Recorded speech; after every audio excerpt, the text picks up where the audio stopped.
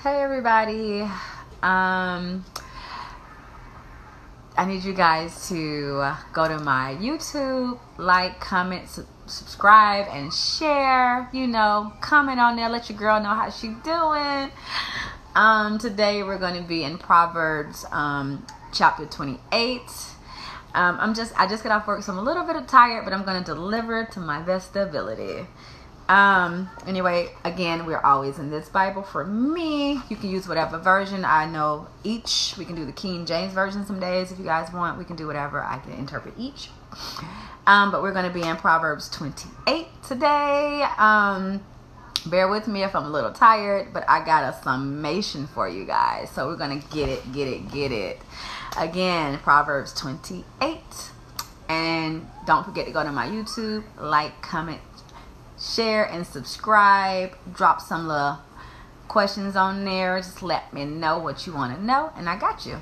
Anyway, so we're going to get started. Proverbs in 28, it reads as follows.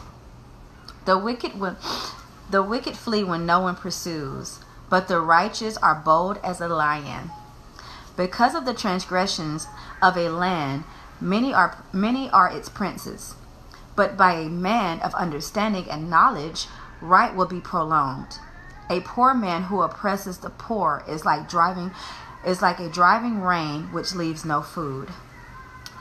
Those who forsake the law praise the wicked, but such as to keep the law contend with them. Sorry, guys. Evil men do not understand justice, but those who seek the Lord understand all. Better is the poor who walks in his integrity than one who preserves in his ways, though he be rich. Whoever keeps the law is a discerning son, but a companion of gluttons shames his father. One who increases his possession by usury and extortion gathers it for him who pity the poor. One who turns away his ear from hearing the law, even his prayer is an abomination. Whoever causes the upright to go astray in an evil way, he himself will fall into his own pit. But the blameless will inherit the good. The rich man is wise in his own eyes, but the poor has understanding and searches him out. Sky, get the door. Okay. When the righteous rejoice, there is a great glory, but when the wicked arise, men hide themselves. He who covers his sin will not prosper, but whoever confesses forsakes them and will have mercy. Happy is the man who is always reverent, but he who hardens his heart will fall into calamity. Like a roaring lion, a charging bear is a wicked ruler over the poor people. A ruler who lacks understanding is a great oppressor, but he who hates covetousness will prolong his days. A man burdened with bloodshed will flee into a pit. Let no one help him. Whoever walks blamelessly will be saved, but he who is preserved in his ways will suddenly fall. He who tills this land will have plenty of bread, but he who follows frivolously will have poverty enough.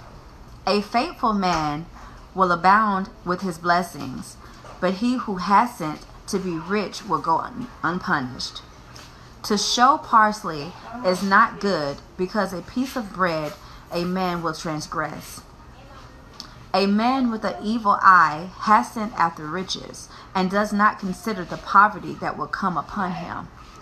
He who rebukes a man will find more favor afterwards than a man who flatters with the tongue. Whoever robs his father or mother and says, "It is not transgressions," the same of a companion to his destroyer. He who is of a proud heart stirs strife, but he who trusts in the Lord will be prospered. He who trusts his own heart is a fool, but whoever walks wisely will be delivered. He who gives to the poor will not lack, but he who hides his eyes will have many curses. When the wicked arise, men hide themselves, but when they but when they perish, the righteous will increase.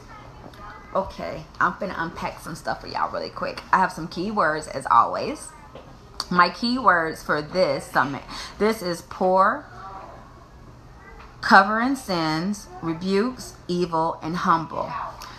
The whole chapter in 28 is basically telling you about being a good person, how to humble your heart, and how to pretty much rebuke things that doesn't fit you, and to come from a place of humbleness always. That's just the whole summation of this chapter. I have a couple verses that I'm going to come in. Pardon the noise, you guys.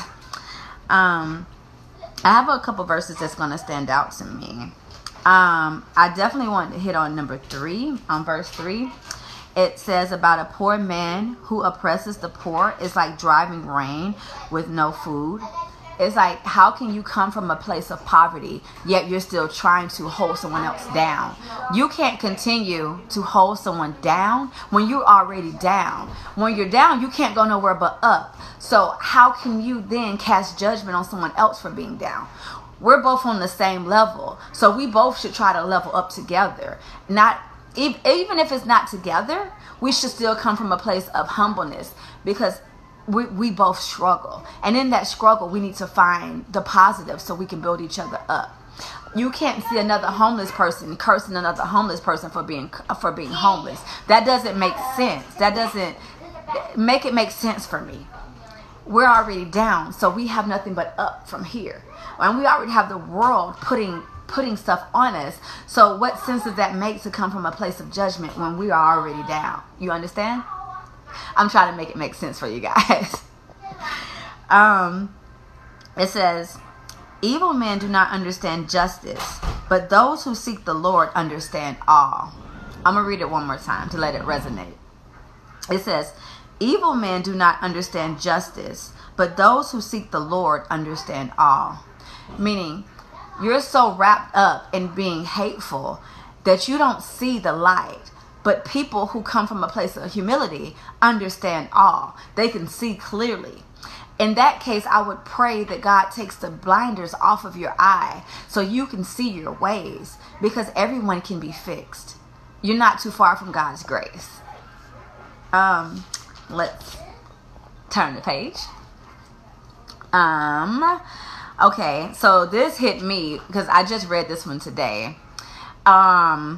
I just read this one today as soon as I got home. I haven't read 28 at all. Well, in like a year. So I didn't really know what it meant. So today I did a TikTok about falling into his own pit. So when you come to 10, it's just a little bit of confirmation of what I said today. So whoever causes the upright to stray in an evil way, he himself will fall into his own pit. And so today I did a TikTok about falling into a pit, meaning people are going to set up traps for you. Some people hate the ground that you walk on, and that's okay. That's not for you to fight. That's not your battle to fight. We always give our battles to the Lord. You don't ever have to prove yourself, anything. You pray about it and you leave it in God's hands. Because the same pit that your enemies are placing for you, they will soon fall in their own pit. You don't have to dig. You don't have to worry about somebody digging pits. You don't have to worry about them cursing your name, trying to set you up at that job, trying to make you into something that you're not. Don't ever defend yourself against those kind of people.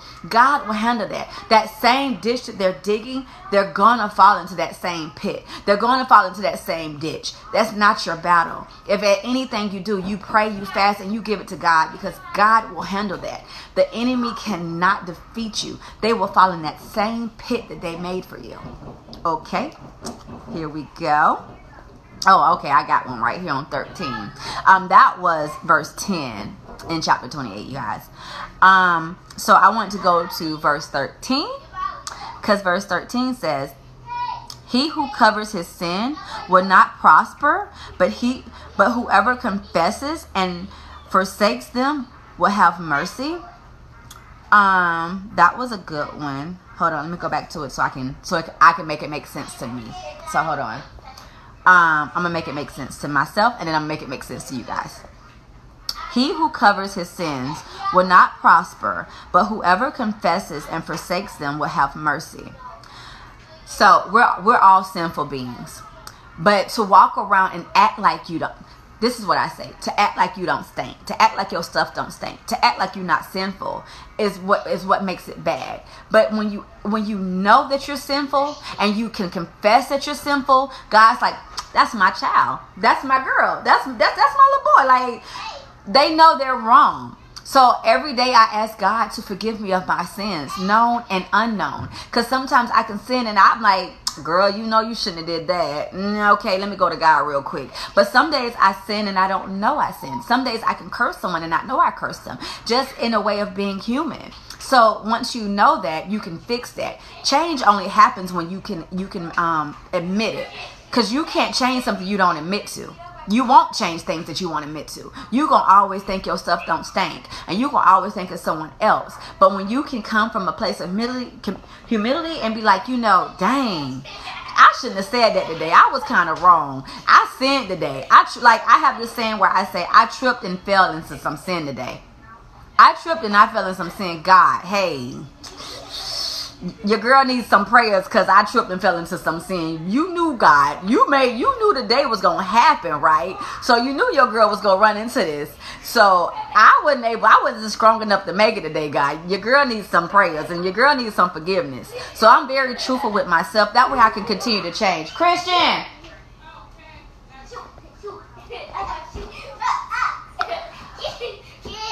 Like a roaring lion, a charging bear is a wicked ruler over a poor people. Let me read that again.